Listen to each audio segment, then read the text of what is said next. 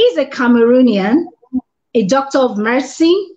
He's currently studying for an MBA in health management.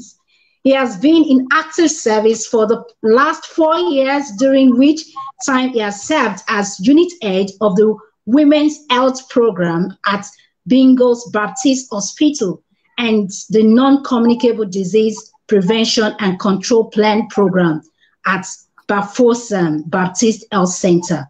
He is currently serving as a site lead for the HIV-free program at Mizam Polyclinic, Birmingham.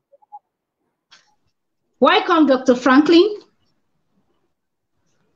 Thank you, and I'm very honored to be part of this show this evening.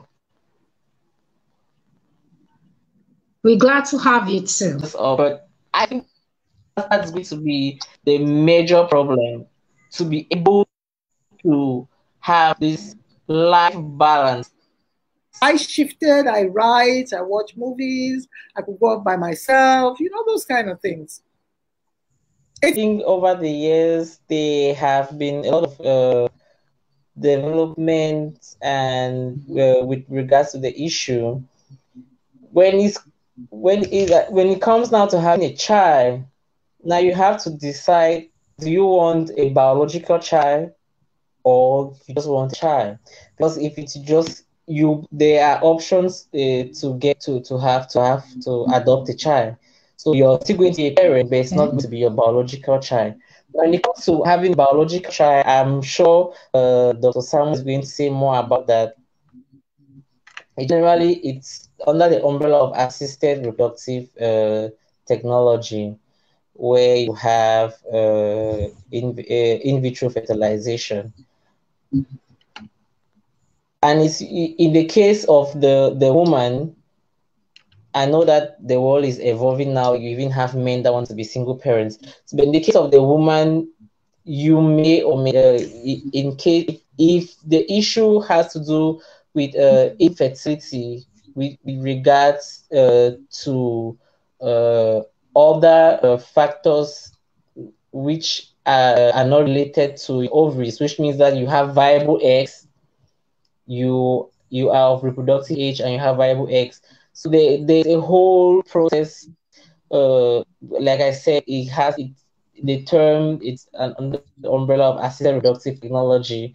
So there's a whole process that you need to go through. Your egg harvested, you have a sperm from a donor bank, sperm bank. It's true. All of these are kind of pretty new, if I may say, in Africa, but these are technologies that have been developed extensively in other parts of the world, in Europe and in France, in America, sorry.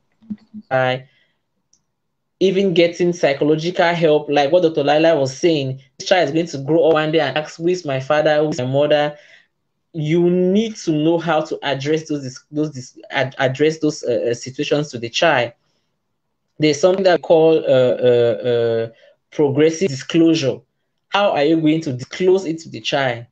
You might need help from a counselor or from a coach to be able to talk to this child and tell this child, okay, this is what happened. Some years ago, I took a conscious decision to be a single parent.